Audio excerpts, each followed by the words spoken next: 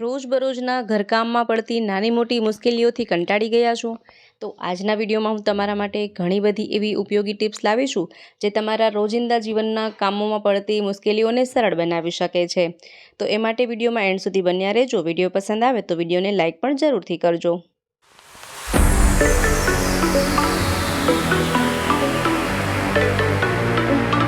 તો ચાલો જોઈએ ટીપ નંબર 1.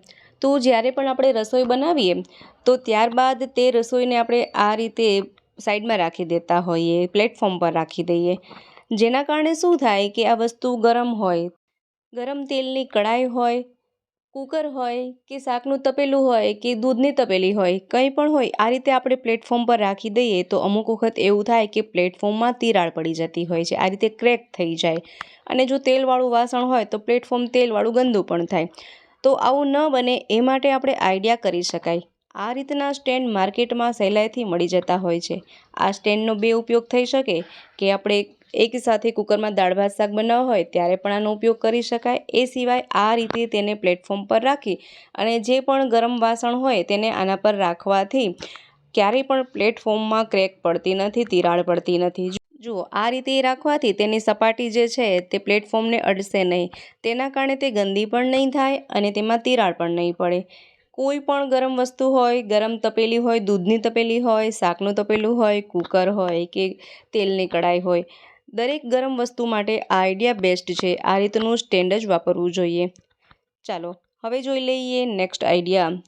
તો જનરલી આપણે જ્યારે મીઠાનો ઉપયોગ કરીએ તો ઘણા ઘરોમાં પ્લાસ્ટિકના ડબ્બામાં મીઠું રાખવામાં આવતું હોય છે, જે ઘણી બીમારીઓને નોતરે છે.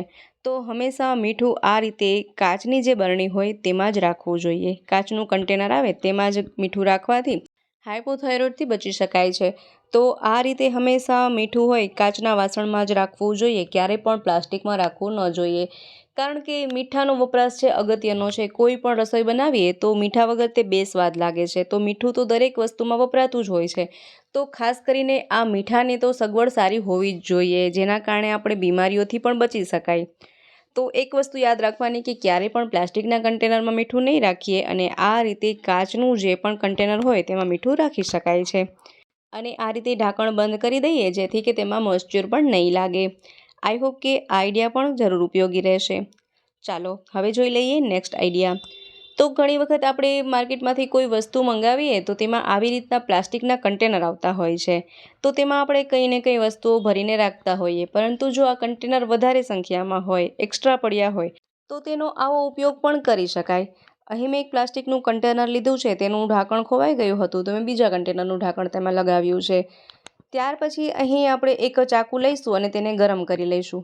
હવે ગરમ ચાકુથી આ રીતે ઢાંકણમાં આપણે કટ લગાવીએ, કાપા પાડી લઈએ. જેટલા પણ આમાં કટ સમાઈ શકે એ રીતે આપણે તેમાં કટ લગાડી દેવાના છે. આનો શું ઉપયોગ છે હમણાં આગળ વિડીયોમાં જોઈશું. તો આ રીતે આખા જ ઢાંકણમાં મેં કટ લગાવી દીધા છે. જુઓ, આ રીતે જોઈએ તો ઘણા બધા કટ આ રીતે લગાવી શકાય. હવે ત્યાર પછી આ જે ડબ્બો છે તેમાં તમે નીચે કોઈ પણ વસ્તુ તેમાં ભરી શકો છો. જે ડેઇલી વપરાશમાં જોઈતી ન હોય તેને ભરીને રાખી શકાય. ત્યારબાદ ઢાંકણ બંધ કરી દઈએ. હવે તેમાં ફરતે જ આ રીતે ચમચી ગોઠવી શકાય છે.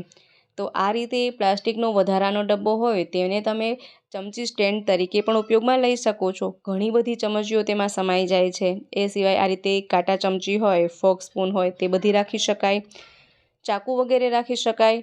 આ રીતે ઘણી બધી વસ્તુઓ તેમાં સમાઈ જાય છે. તો ખૂબ જ બેસ્ટ અને ખૂબ જ યુઝફુલ એવો આઈડિયા છે. અને જ્યારે પણ ચમચી કે ચાકુ વગેરેની જરૂર હોય તો તેમાં સહેલાઈથી તેને કાઢી પણ શકાય છે, પાછું મૂકી પણ શકાય છે.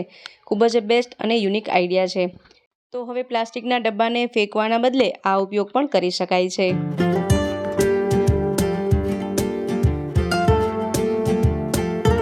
ઘણી વખત ગેસના બર્નરમાં કાર્બન જમા થઈ જવાના કારણે ગેસ વ્યવસ્થિત રીતે સળગી શકતો નથી. આ રીતે તેની જાળ હોય તે ખૂબ જ ધીમી પડી જાય છે, જેના કારણે રસોઈ બનવામાં પણ વાર લાગે અને ગેસ પણ ઘણો બધો બળે. તો તેના માટે શું આઈડિયા કરી શકાય? તો પહેલાં તો આપણે તે બર્નર છે તેને આ રીતે કાઢી લઈએ. હવે તમે જોઈ શકો છો કે આમાં ઘણો બધો કાર્બન જમા થઈ ગયો છે, જેના કારણે તેમાં જેટલા પણ કાણા આપેલા છે બધા જ તે બુરાઈ ગયા છે. જુઓ, આ રીતે, જેના કારણે ગેસ સરસ રીતે સળગી ન શકે. તો આને આપણે ઘરે જ કઈ રીતે સાફ કરી શકાય? તો તેના માટે એક બાઉલમાં થોડું પાણી લઈએ. ત્યારબાદ તેમાં થોડું હાર્પિક એડ કરીએ. હાર્પિક અહીં આપણે થોડું જ એડ કરવાનું છે. ત્યાર પછી આપણે આ પાણીને ખૂબ સરસ રીતે મિક્સ કરી લઈએ. હવે આ જે કાર્બનવાળા બર્નર છે તે બર્નરને તેમાં બોળી દઈએ. તો અહીં મેં બંને બર્નર લીધેલા છે અને તેને અડધી કલાક માટે રાખી દઈએ. આ રીતે બોળી અને તેમાં રહેવા દેવાના છે. તો અડધા કલાક પછી તમે જોઈ શકશો કે બર્નર એકદમ સરસ રીતે ક્લીન થઈ જાય છે. તો અહીં અડધી કલાક થઈ ગઈ છે. બર્નરમાં જેટલો પણ મેલ વગેરે હતો તે બધો જ આ પાણીમાં પણ નીકળવા લાગ્યો છે.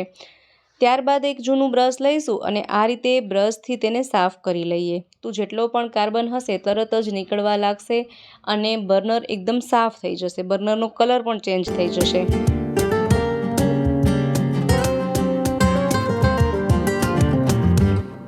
આ રીતે અહીં મેં બંને બર્નરને સાફ કરી લીધા છે. જુઓ, પાણીમાં ઘણો બધો મેલ છૂટ્યો છે. જેટલો પણ ડસ્ટ કચરો હતો બધો જ આ પાણીમાં નીકળી ગયો છે. ત્યાર પછી કોઈ પણ એક કોરું કાપડ લઈએ અને આ બર્નરને સારી રીતે લૂછી નાખવાના છે. અથવા તો થોડીવાર માટે તડકે રાખી દઈએ તો પણ બર્નર સુકાઈ જશે.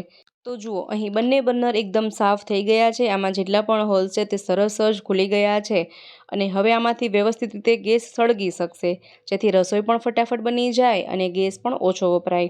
જુઓ, બંને બર્નર સરસ રીતે સાફ થઈ ગયા છે. હજુ પણ તેને ઘસતા કાર્બન તેમાંથી નીકળી રહ્યો છે. તો આ રીતે તમે બર્નરને સાફ કરી શકો છો. ચાલો હવે બર્નર લગાવી અને ગેસ ચાલુ કરી જોઈએ. જુઓ, પહેલાં તે કેટલો પ્રગટી રહ્યો હતો અને અત્યારે તેની જાળ એકદમ વધી ગઈ છે. તો આ રીતે તમે તેને સાફ કરી શકો છો. ત્યાર પછી જોઈએ નેક્સ્ટ આઈડિયા. તો આપણે દરરોજ રોટલી પરોઠા વગેરે એક જ તવી પર બનાવતા હોઈએ તો તેને કારણે તવી એકદમ કાળી થઈ જાય અને તેમાં લોખંડ જામવા લાગે છે, કાટ લાગી જાય છે. તો તેના માટે તમે આઈડિયા કરી શકો. અહીં મેં ગેસની ફ્લેમ ઓન કરી અને તવી તેના પર રાખી છે અને તેમાં થોડું પાણી એડ કર્યું છે. ત્યાર પછી અહીં અડધી ચમચી જેટલા સાજીના ફૂલ લીધેલા છે, એટલે કે બેકિંગ સોડાનો ઉપયોગ કર્યો છે. બેકિંગ સોડા પાણીમાં મિક્સ કરી દઈએ. ત્યાર પછી અહીં અડધા લીંબુનો રસ તેમાં એડ કરી દઈએ. આ બંને વસ્તુઓને મિક્સ કરતાં તેનું રિએક્શન તમે જોઈ શકો છો. જુઓ, તો આ રીતે કંઈક તેનું રિએક્શન આવશે. ત્યાર પછી આપણે જે પણ ડિશવોશરથી વાસણ સાફ કરતા હોઈએ થોડું ડિશવોશર તેમાં એડ કરવાનું છે. આ ત્રણેય વસ્તુઓને સારી રીતે મિક્સ કરી અને થોડી ગરમ થવા દઈએ. ત્યાર પછી આ તવીને આપણે સરસ રીતે ઘસી લેવાની છે. તેના માટે મેં લીંબુના છોતરાનો ઉપયોગ કર્યો છે. આ રીતે ફોક સ્પૂન તેનામાં લગાવી અને ફરતે જ આ તવીને આપણે સાફ કરીએ. તો 2 થી 3 મિનિટ આ રીતે સાફ કરવાથી તમે જોઈ શકશો કે આ તવીમાં જેટલો પણ લોખંડનો જામેલો પાર્ટ હોય કે બળી ગઈ હોય કે કાટી ગઈ હોય તરત જ તે બધો જ ભાગ દૂર થવા લાગશે અને તવી એકદમ નવા જેવી બની જશે. જો આ રીતે ન ફાવે તો તમે જે સ્ક્રબર હોય, વાયર હોય તેનો પણ ઉપયોગ કરી શકો છો. વાસણ ઉટકવા માટેનો જે વાયર આપણે વાપરતા હોઈએ તેનાથી પણ આ રીતે ઘસી શકાય. તો તેનાથી પણ ફટાફટ સાફ થઈ જશે. તમે જોઈ શકો છો કે એકદમ અહીં આ તવી ક્લીન થવા લાગી છે. કેટલો બધો ફરક આવી ગયો છે અને બધો જ એમાં જે પણ કચરો ડસ્ટ હતું તે બધું જ આ પાણીમાં આવી ગયું છે અને પાણી એકદમ ડોળું થઈ ગયું છે. તો આ રીતે તવીને સાફ કર્યા પછી હવે આ પાણીને આપણે અલગ કાઢી લઈએ અને પાણીમાં ઘણો બધો મેલ આવી ગયો છે. જુઓ, કાટ વગેરે બધું જ નીકળી ગયું છે અને તવી એકદમ ચમકવા લાગી છે. હવે તેને સારા પાણીએ ધોઈ નાખીએ તો તમે જોઈ શકો છો કે તવીમાં એકદમ ચમક આવી ગઈ છે. તવી નવા જેવી બની ગઈ છે અને હજુ વધારે થોડીવાર સાફ કરીએ તો આ જે પણ થોડો ભાગ પણ દેખાઈ રહ્યો છે ગંદો તે પણ નીકળી જાય અને તવી એકદમ ક્લીન થઈ જાય. તો આ રીતે તવીને સાફ કરી શકાય છે. ત્યારબાદ જોઈએ નેક્સ્ટ આઈડિયા. તો જ્યારે પણ આપણે તવીને નવી ખરીદીએ તો એવું બનતું હોય કે જ્યારે રોટલી વગેરે બનાવીએ તો રોટલી તેમાં ચોંટી જાય. આ રીતે રોટલી વ્યવસ્થિત રીતે બનતી નથી. આ રીતે ચોંટી જાય તો રોટલી તૂટી જતી હોય છે. તો તેના માટે શું આઈડિયા કરી શકાય? જો આ રીતે રોટલી તૂટી જાય તો જ્યારે પણ હવે નવી તવી ખરીદીને લાવીએ અને જો તેમાં રોટલી ચોંટી જતી હોય તો આ આઈડિયાનો ઉપયોગ કરી શકાય છે. અહીં આપણે 2 ટ્રીક જોવાના છીએ. તો અહીં આપણે 1 થી 2 ટીપા જેટલું તેના પર તેલ રેડીએ અને તેને ફરતે આ રીતે આપણે સ્પ્રેડ કરી લઈએ અથવા તમે મસોતાથી પણ આ રીતે ફરતે તેમાં આ રીતે તેલને સ્પ્રેડ કરી શકો છો. ત્યાર પછી જો રોટલી બનાવવામાં આવે ને તો રોટલી ક્યારેય પણ તવીમાં ચોંટશે નહીં. જુઓ, અહીં આપણે રોટલી બનાવીને પણ જોઈ લઈએ તો રોટલી સરસ રીતે તવી પર ફરે છે. જુઓ, જરા પણ રોટલી તેમાં ચોંટી નથી જતી.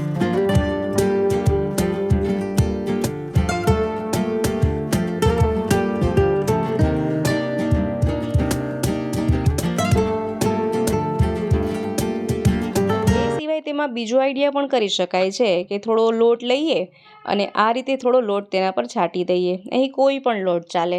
તમે રોટલી બનાવતા હોય તો ઘઉંનો લોટ ચાલે, બાજરાનો લોટ ચાલે, કોઈ પણ લોટ થોડો આપણે આ રીતે છાંટી દેવાનો છે. ત્યાર પછી જો રોટલી બનાવવામાં આવે ને તો રોટલી ક્યારેય પણ તવીમાં ચોંટશે નહીં અને આ રીતે સરસ રીતે રોટલી તેના પર ફરી શકે. અહીં ફરી આપણે રોટલી બનાવીને જોઈ લઈએ. જો સરસ રીતે રોટલી બની રહી છે. તો આ 2 ટ્રીકમાંથી કોઈ પણ ટ્રીકનો તમે ઉપયોગ કરી શકો છો. આઈ હોપ કે આઈડિયા પણ જરૂર ગમ્યો હશે. ત્યારબાદ જોઈએ નેક્સ્ટ આઈડિયા. તો અહીં મેં એક બાઉલ લીધેલું છે. બાઉલમાં થોડું પાણી લીધું છે. હવે તેમાં થોડું શેમ્પૂ એડ કરીએ. તમે અહીં કોઈ પણ શેમ્પૂ ઉમેરી શકો છો અને શેમ્પૂ થોડું જ એડ કરીએ. ત્યાર પછી અહીં 2 થી 3 ટીપા જેટલું ડેટોલ લિક્વિડ એડ કરીએ. અહીં તમે ડેટોલના બદલે કમ્ફર્ટ લિક્વિડનો પણ ઉપયોગ કરી શકો છો. તેના કારણે પણ ખૂબ સરસ સુગંધ આવે છે. હવે આ બંને વસ્તુઓને સારી રીતે મિક્સ કરી લઈએ. ત્યાર પછી અહીં મેં એક મોજું લીધેલું છે. હવે આ મોજાને આ પાણીમાં થોડું ડુબાડીએ, આ રીતે ભીનું કરી લઈએ. ત્યાર પછી અહીં મેં એક કરસિયો લીધેલો છે.